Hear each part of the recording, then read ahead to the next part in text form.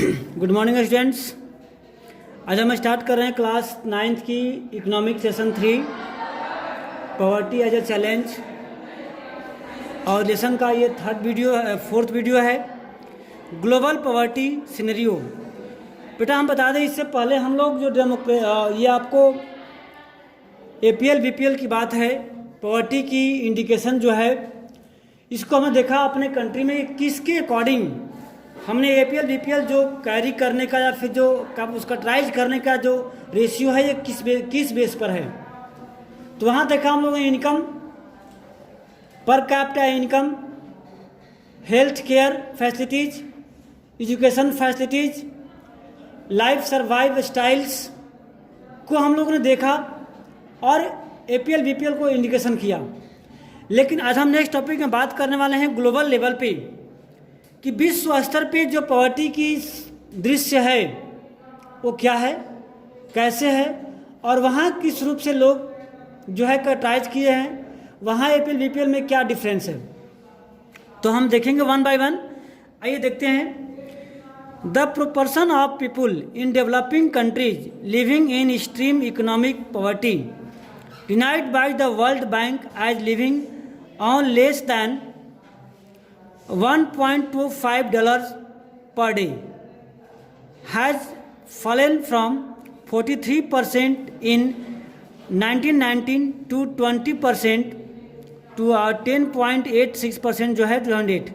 यानी कि दिया हुआ है कि यहाँ पर कि अदर कंट्री की बात करो, जो डेवलपिंग कंट्री है, जो विकासशील देश है, जैसे हमारा कंट्री डेवलपिंग कंट्री है, वहाँ पर देखने का प्रयास किया गया according to the world bank जो है, जो विश्व बैंक है, जो ये शो करता है कौन सा कंट्री डेवलपिंग है, कौन सा डेवलप्ड है और कौन अनडेवलप्ड है। तो उसके अकॉर्डिंग बताया जा रहा है कि 1.25 पर डे अगर डॉलर में अर्न करता है, वैसे लोगों की संख्या जो है आपको 2009 में 43% थी, जो कि मतलब थी, और जो आपको 1919 में 43% थी, जो 2008 में कितना हो गई 10.66%, ये जो कि इंक्रीज हुआ है, इसको देखना आप लोग। Although there has been a substantial reduction in the global poverty, यानी कि पूरे विश्व की बात करें तो गरीबी क्या है, डे बाई डे डिक्रीज हो रही है। यानी कि 43% थी आपको 1919 में, जो क्या हो गई 2008 में कितना हो गया आपको 10.6%, यानी कि डे बाई डे इंक्रीज हो रहा है, कम हो रहा है पॉवर्टी, गरीबी जो है विश्व से गायब हो रही है। Although there has been a substantial reductions in global poverty, यानी कहते हैं पूरे विश्व में जो है गरीबी की जो संख्या है लोगों की वो डिक्रीज हो रहा है, कम हो रहा है। It is marked with great regional differences. हालांकि ऐसा नहीं कि जो ये रेशियो दे रहा है पूरे कंट्री का एक है, ये अलग अलग एरिया में भी डिफरेंस है। अगर हमारे कंट्री की बात करें तो हमारे कंट्री का जो आपको पॉवर्टी लेवल है उसकी कंपैरिजन में अलग अलग स्टेट की हम कंपैरिजन करें तो काफ़ी ज़्यादा डिफरेंस आपको मिलेंगे, ठीक है। Poverty decline substantially in China and South East Asian country as a result of rapid economic growth and massive investment in human resource development। यानी जो चाइना है, ये जो और south east country Asia continent का है, वहाँ पर काफ़ी ग्रोथ हुआ है और काफ़ी ह्यूमन इन्वेस्टमेंट हुए हैं। इन्वेस्टमेंट मतलब खर्च, और ह्यूमन्स मतलब होता है मानव के ऊपर। अभी कहो क्या है, तो हम पीपुल एज ए रिसोर्स जो पढ़े हैं लेसन, उसमें हमने देखा है कि जिस तरह से हम अपने रिसोर्स को डेवलप करके मनी अर्निंग करते हैं, उसी प्रकार ह्यूमन को भी डेवलप करके हम मनी अर्निंग करते हैं। Number of poors in China has come down from 85% in 1981 to 14% in 2008 to 6% in 2011। आप यहाँ देख सकते हैं कि चाइना में किस तरह से जो पॉवर्टी है डिक्लाइन हुआ है, कमी हुई है। 1981 में वहाँ पर, इससे पहले जो है 85% पुअर थे, 1981 में, और 2008 में 14% हो गए, और 11 में कितने परसेंट हो गए? मात्र 6%। जो कितना डिक्लाइन हुआ है, कितना तेज़ी से वहाँ पर डिक्रीज हुआ है पॉवर्टी की रेशियो में। अब हम बात करते हैं साउथ एशिया की, जैसे इंडिया, पाकिस्तान, श्रीलंका, नेपाल, बांग्लादेश, भूटान, ये जो यहाँ पर है। तो इस जिस तरह से चाइना में जो पॉवर्टी डिक्लाइन हुआ है, उस तरह की डिक्लाइन यहाँ पर हमारे जो साउथ एशिया कंट्री है, जिसका नाम देखा आप लोगों ने, बांग्लादेश, नेपाल, श्रीलंका, भूटान, इंडिया, पाकिस्तान, यहाँ पर उस रेशियो से गरीबी जो है कम नहीं हुई है। Despite decline in the percentage of the poor, the number of poor has declined marginally from 61% in 1981। देखिए हमारे कंट्री में 1981 में 61% लोग पुअर थे, जो कि 2008 में आगे कितना हो गए? 36%। यानी कि डिक्लाइन हुआ है। ऐसा नहीं कि हमारे कंट्री में गरीबी कम नहीं हुई है, लेकिन अगर कंपेरिजन करते हैं चाइना से, उसके अकॉर्डिंग क्या हुआ है? बहुत ही कम हुआ है। Because of different poverty line definition, poverty in India is also show higher than the national estimate. यानी कि जो पूरे विश्व लेवल पे जो एस्टिमेट है गरीबी को कम करने का, उसके अकॉर्डिंग हमारे कंट्री में जो पॉवर्टी जो डिक्लाइन हो रहा है वो कम हो रहा है, नहीं हो रहा है उतना जितना चाहिए हमें। The sub Saharan Africa poverty in fact rose from 51% in 1981 to 47% in 2008। देखिए जो सहारियन कंट्री हैं अफ्रीका वगैरह में, वहाँ पर क्या हुआ है? जो पॉवर्टी की रेशियो है वो बिल्कुल ही हम कह सकते हैं कि कम नहीं हुआ है, और यहाँ पर बढ़ा ही कह सकते हैं एक तरह से बात करें तो हम। In Latin America the ratio of poverty remained in the same. Latin America जो है वहाँ पर क्या है? पॉवर्टी सेम है, न कम हुआ है न ज़्यादा हुआ है। इट हैज़ डिक्लाइन फ्रॉम 11% इन 1981। यहाँ पर और कम हो गया है। 11% 1981 था, और 6.4% क्या है? तो 8 में है। यहाँ आप ग्राफ देख सकते हैं, इस ग्राफ में दिया हुआ है। पॉवर्टी हैज़ ऑल्सो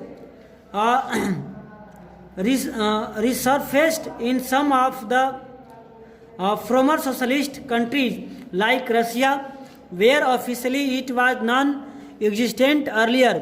यहाँ पर टेबल दिया, सो देखना है, इसमें कुछ ज़्यादा नहीं दिया हुआ है, इसको आप देखना। ये ग्राफ है कि किस तरह से किस कंट्री में जो है पॉवर्टी लाइन या पॉवर्टी की जो रेशियो है वो कम हुई है या कैसे चेंज हुआ है।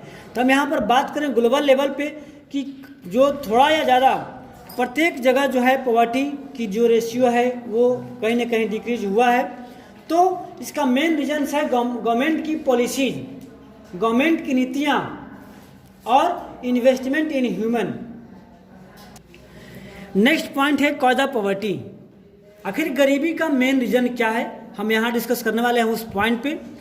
तो there were a number of causes for the widespread poverty in India. हमारे कंट्री में इतने अधिक मामले में पॉवर्टी की जो संख्या है उसे कई सारे रीजन्स भी हैं, हम वन वन डिस्कस करेंगे। One historical reason is the low level of economic development under the British colonial administration. सबसे पहली बात है, इसमें से क्वेश्चन आता है कि what is the reasons of cause of poverty in our country, explain them. इसको लिखना पड़ेगा, नोट्स करना पड़ेगा, नोट्स कर लीजिए इसको। सबसे पहला रीजन है कि जब हमारे कंट्री में कॉलोनियल शासन था, यानी कि उपनिवेश शासन हमारे कंट्री में ब्रिटिश गवर्नमेंट गवर्न करती थी, उस समय हमारे कंट्री को डेवलप करने की बात सोची ही नहीं गई। हमारे कंट्री से रिसोर्स को लिया गया और ब्रिटेन के कंपनियों को वहाँ डायरेक्ट सेल किया गया, जहाँ से वहाँ का डेवलपमेंट हुआ, हमारे कंट्री का डेवलपमेंट नहीं हुआ। एक रीज़न तो ये है। The policy of the colonial government ruined traditional handicraft and the discourage development of industrial like textile. और जो हमारे कंट्री के जो हैंडीक्राफ्ट या छोटा मोटा जो उद्योग धंधे था उसको समाप्त कर दिया गया। इसकी वजह से भी हमारे कंट्री में पॉवर्टी ज़्यादा इंक्रीज हो गई। The low rate of growth persisted until the 1980 जो दिया हुआ है। This result the less job opportunity and low growth low growth rate of the incomes, यानी कि इसके वजह से भी क्या हुआ, हमारे कंट्री में जॉब अपॉर्चुनिटी समाप्त हो गया और लोगों की इनकम जो क्या हो गई, कम हो गई। This was the accompanied by high growth rate of the population, और एक और रीजन से क्या है, ग्रोथ रेट ऑफ पॉपुलेशन, जनसंख्या बढ़ते गई, पॉपुलेशन बढ़ते गया और हमारी जो इनकम क्या हुए वो कम होते चला गया। The two combined to make the growth rate of per capita income very low, दोनों से क्या हो गया, पर कैपिटा इनकम जो है प्रति व्यक्ति आय कम हो गई। This failure at both front, promotion of economic growth and population control, ठीक है, पर प्यूटेड द साइकिल ऑफ पॉवर्टी, यानी कि इसका यही है कि अगर आपको पर कैपिटा इनकम अगर इंक्रीज होगा, पॉवर्टी लो हो जाएगी, पॉवर्टी डिक्रीज होगा, और पर कैपिटा इनकम अगर लो होगा तो क्या होगा, पॉवर्टी आपका बढ़ेगी। With the spread of irrigation and the green revolutions में job opportunity were created in the agricultural sector, but the effect were limited to the some parts of the country. After independence, जैसे जैसे हमारे country में policy आती गई, नई नई सुविधाएं बनती गई, इरिगेशन के फैसिलिटी बढ़ते गया, तो क्या हुआ, एग्रीकल्चरल फील्ड में लोगों को जॉब मिलते गया। और लेकिन इससे बहुत कम ही एरिया में, चूँकि जो ग्रीन रिवोल्यूशन हुआ वो मात्र हमारे कंट्री के कुछ ही स्टेट जैसे हरियाणा, पंजाब, गुजरात वगैरह में ज़्यादा डेवलप हुआ, तो वहाँ के लोग आज भी डेवलप हैं हमारे बिहार, उत्तर प्रदेश की अपेक्षा, क्योंकि यहाँ पर जॉब अपॉर्चुनिटी जो है बहुत कम है उसके अकॉर्डिंग में। तो जहाँ लोगों को अधिक जॉब की गारंटी होती है, जॉब की अपॉर्चुनिटी होती है, वहाँ लोगों की इनकम क्या होती है, ज़्यादा होती है, और जब ज़्यादा होगी इनकम तो क्या होगा, poverty good. But the effect were limited of some parts of the India, the industry both in public and private sector did provide some jobs. उसके अलावा हमारे कंट्री में नए नए इंडस्ट्रियों का सेटअप हुआ, कुछ प्राइवेट सेक्टर में हुए, कुछ आपको पब्लिक सेक्टर में हुए, कुछ गवर्नमेंट चलाती हैं, कुछ प्राइवेट लोग चलाते हैं, तो यहाँ भी लोगों को जॉब मिला, ठीक है। But these were not enough to observe all the job seeker, लेकिन इतने जॉब प्रोवाइड नहीं हुए कि जिसको जिसको चाहिए सबको मिल सके। जॉब की इच्छा या जॉब की रिक्वायरमेंट 100 लोगों को है और वहाँ जॉब केवल 20 लोगों को मिला है कि नहीं, बाकी लोगों को जॉब नहीं मिला, यानी कि वहाँ भी पॉवर्टी अभी तक व्याप्त है, अभी तक पॉवर्टी वहाँ पर है। Unable to find proper job in cities, many people started working at rickshaw puller, vendor, construction workers, domestic servant ETC, यानी कि जिन लोगों को प्रॉपर जॉब नहीं मिला, भाई कुछ न कुछ वर्क करना ही पड़ेगा अगर जिंदा रहना है तो, अगर फूड हैबिट करना है तो, जिससे मोदी जी ने बहुत सारे प्रोग्राम चलाए हैं। These people would not afford expensive housing, यानी कि ऐसे लोग अच्छे घरों की कल्पना नहीं कर सकते हैं। They started living in slum, जब नहीं करेंगे तो कहाँ रहेंगे, झुंगी झोपड़ी बनाना शुरू करते हैं, जो प्रॉपर तरीके से घर नहीं बना सकते हैं, नहीं मेंटेन कर सकते हैं उसको। They started living in slum on the outskirts of the cities, and the problems of poverty, largely a rural phenomenon, also become the features of the urban sector।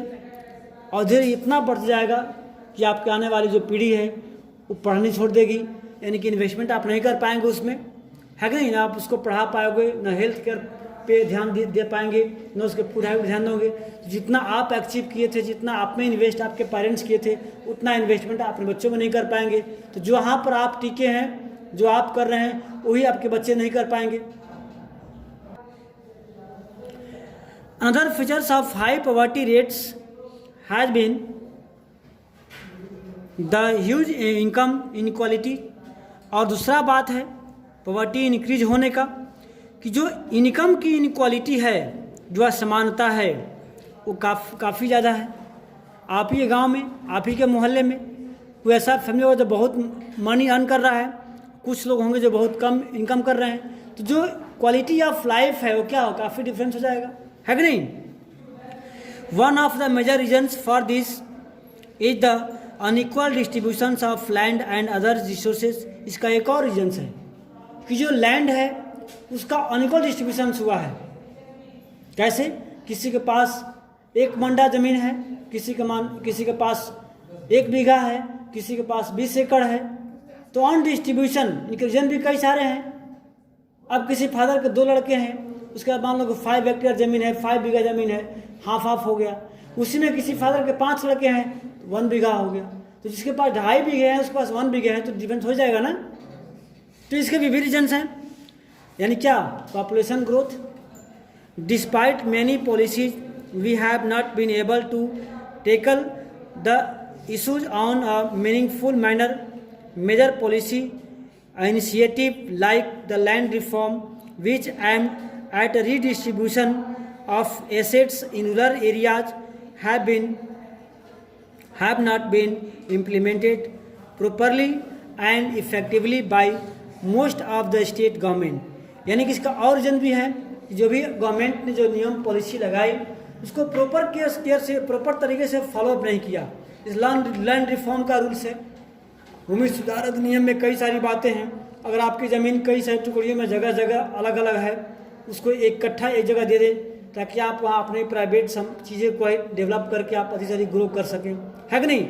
या जो रीडिस्ट्रीब्यूशन है उसको सही तरीके से फॉलोअप नहीं किया गया।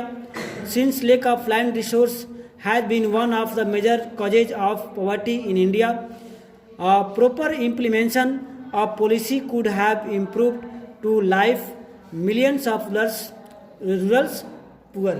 यानी कि गवर्नमेंट ऐसे बहुत सारे रिसोर्सों को मेजर पॉलिसी लगा करके, नियम बना करके हजारों लाखों गरीबों की क्या कर सकते हैं, जो स्टैंडर्ड लाइफ है उसको इम्प्रूव किया जा सकता है, दैट मीन पॉवर्टी को कम किया जा सकता है। Okay, many other socio culture and economic factors also are responsible for poverty in others to fulfil social by obligation and observe religious ceremonies.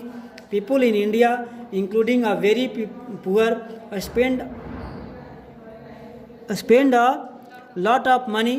Small farmers need money to buy agricultural inputs like seeds, fertilizers, pesticides, etc.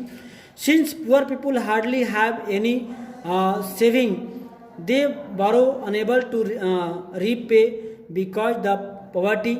They become victim of indebtedness, that means कर्जदार कह सकते हैं। So the high level of indebtedness in both is the both of the causes and effect of poverty। यानी government की कई सारी प्रक्रियाएं जो हैं सोशल एग्रीकल्चरल सोशल कल्चरल जो है इकोनॉमिक डेवलपमेंट की वजह से जो है अपने दायित्वों को पूरा नहीं कर पाना, और लोग क्या करते हैं अपने डेली रिक्वायरमेंट को फुलफिल करने के, जो पुअर पीजेंट है, पुअर फार्मर्स हैं, वो लोन लेते हैं। और चूँकि उनके पास कोई साधन नहीं है, जैसे इरिगेशन का फैसिलिटी नहीं है या पेस्टिसाइड कीड़े मकोड़े मारने की दवाओं को परचेज नहीं कर पाना, इस जो प्रोडक्शन ऑफ एग्रीकल्चर है तो कम होता है, इतना कम होता है कि जो वो कर्ज लिए हैं उसको पे नहीं कर पाते हैं, और क्या होते हैं फिर नेक्स्ट डे के लिए फिर कर्ज लेते हैं, फिर उसको नहीं पे कर पाते हैं, तो क्या होता है वो और डे बाई डे क्या होते हैं, डिबेटर हो जाते हैं, कर्जार हो जाते हैं, और लास्ट में क्या करते हैं कर्ज को पे करने के लिए अपने लैंड को ही बेच देते हैं, तो और क्या हो जाते हैं वो होते हैं। ऐसा स्टोरी हम लोगों ने पिछले एक स्टोरी में पढ़ा, सपना नाम की एक लेडी थी जो क्या करती है, ऐसी वर्क करती है, अपनी ज़मीन को एग्रीकल्चर करने के लिए वहाँ पर लैंड लोन लेती है, लोन को पे करने के लिए जब ज़्यादा बढ़ जाता तो क्या लैंड को सेल कर देती है, यानी कि इससे क्या गरीबी जो है बढ़ गई। लेकिन अगर इसी के अकॉर्डिंग गवर्नमेंट ने उनके लैंड पर एग्रीकल्चर की फैसिलिटी या इरीगेशन की सुविधा दी होती तो क्या होता, उन्हें लोन लेने की जरूरत नहीं पड़ती। ये लोन लेती भी तो क्या ज़्यादा प्रोडक्शन होता, तो प्रोडक्शन को सेल करके लोन पे कर देती, बाकी प्रॉफिट है तो अपना अदर इनपुट करती।